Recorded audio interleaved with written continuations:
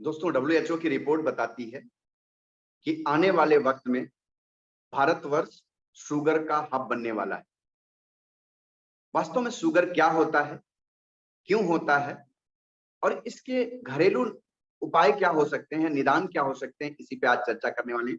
नमस्कार, मैं आपका दोस्त आशुतोष आज के इस वीडियो में तहे दिल से स्वागत करता हूं और रिक्वेस्ट करता हूं कि अगर ये वीडियो आपको अच्छा लगे तो आप इसको लाइक सब्सक्राइब जरूर करें और फटाफट बेल आइकॉन दबा लें ताकि आपको नोटिफिकेशन रेगुलर आता रहे। मैं स्वागत करता हूं आपका आशुतोष पांडे।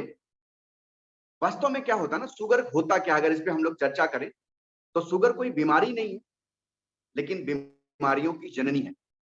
शुगर की वजह से हमारी आंख, हमारा लीवर, हमारा किडनी, हमारा लंग्स, हमारा हार्ट बहुत जल्दी इफेक्टेड हो जाता है। तो आइए देखते हैं वास्तव में शुगर क्या होता है। हमारा शरीर बना हुआ है कोशिकाओं से, सेल्स से, और हमारे शरीर के ऑर्गन्स बने हुए हैं सेल्स से। इसी तरह हमारे शरीर में एक ऑर्गन होता है जिसका नाम है पेनिक्रियाज। पेनिक्रियाज का काम क्या होता है? इंसुलिन का प्रोडक्शन करना। जब कुछ हम खाते हैं वो हमारी बॉडी में जाता है, ग्लूकोज में कन्वर्ट होता है, और वो ग्लूकोज जब हमारी कोशिका के भीतर जाता है, बर्न होता है, तो हमें एनर्जी मिलती है। वास्तव में ये हमारा स्वस्थ व्यक्ति का रोटेशन है। लेकिन आज शुगर होने के 200 से अधिक कारण हैं।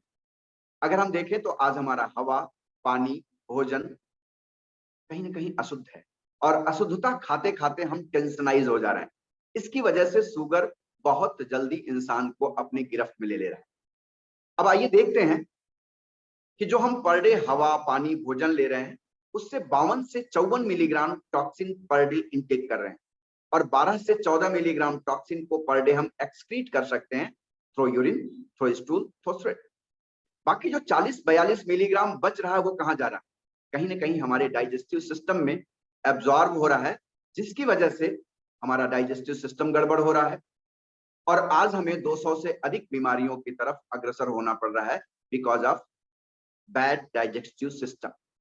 तो आइए देखते हैं, आप शुगर की चर्चा करें तो जो हमारा पेनक्रियाज है, हमने बात किया कि वो सेल से बना हुआ है। जब हम हवा, पानी, भोजन से टॉक्सिन इंटेक करते हैं, तो जब टॉक्सिन हमारी बॉडी में आता है, क्या होता है? वो नाजुक अंग को पहले अपनी गिरफ्त में लेता है। सपोज ये हमारा पेनिक्रियाज है, पेनिक्रियाज पे वो टॉक्सिन आकर के 40% हिस्से को डैमेज कर दिया, यानी 40% हिस्सा हमारा टॉक्सिक हो गया। तो क्या जितना इंसुलिन बनना चाहिए उतना इंसुलिन बन पाएगा? नहीं।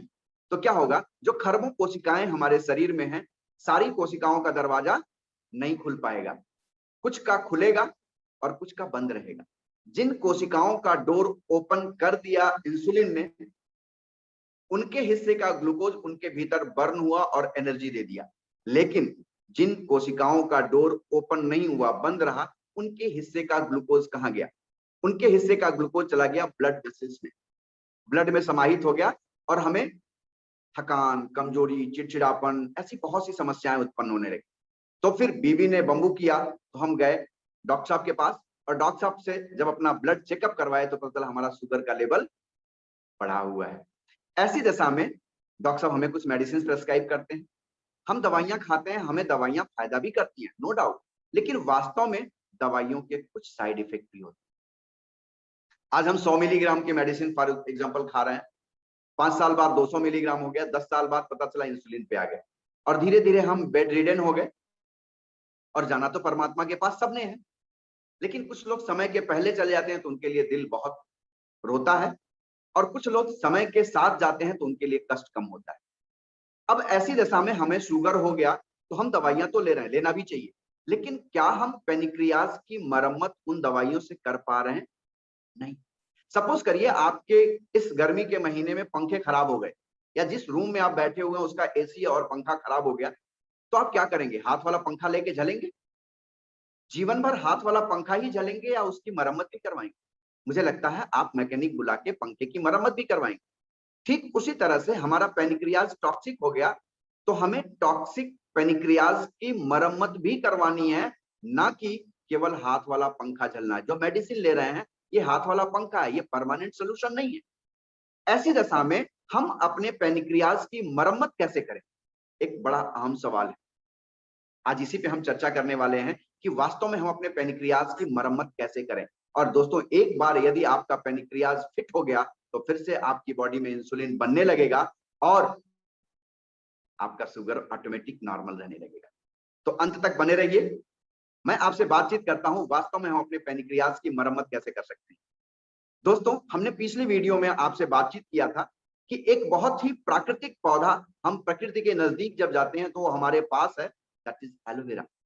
यदि हम एलोवेरा को रेगुलर सेवन करते हैं एम्प्टी स्टमक, तो वो क्या करता है, हमारी डेड सेल्स को बाहर करता है, न्यू सेल्स को जनरेट करता है और हाफ अलाइव सेल्स को रीजवेनाइल करता है।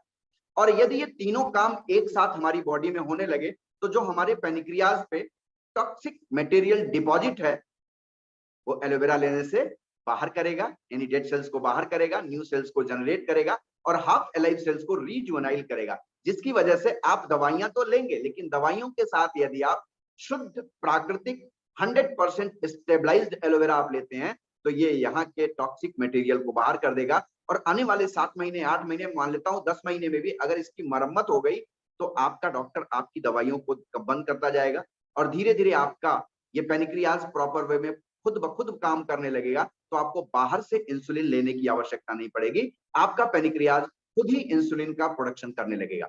और जब आपकी बॉडी खुद ही इंसुलिन का प्रोडक्शन करने लगेगी तो आप स्वस्थ हो जाएंगे, ऐसा पूरा विश्वास है। जैसे उदाहरण के लिए मान लेता हूं कि ये आपकी टॉक्सिक बॉडी है, यहां पे आपका पैनक्रियाज टॉक्सिक है, यानी आज जो हवा पानी भोजन से आपकी बॉडी टॉक्सिक हो गई, जहरीली हो गई, ये ऐसा एक सिंबॉलिक डेमोन्स्ट्रेशन बता रहा हूं। तो ऐसी दशा में यदि आपने शुद्ध एलोवेरा जेल डाल दिया तो क्या हुआ, शुद्ध एलोवेरा जेल डालने से ये आपकी बॉडी को फिर से फिट एंड फाइन कर देगा, फिर से आपकी बॉडी को डिटॉक्स कर देगा। और कहते हैं एक स्वस्थ शरीर में ही स्वस्थ परमात्मा का भी वास होता है।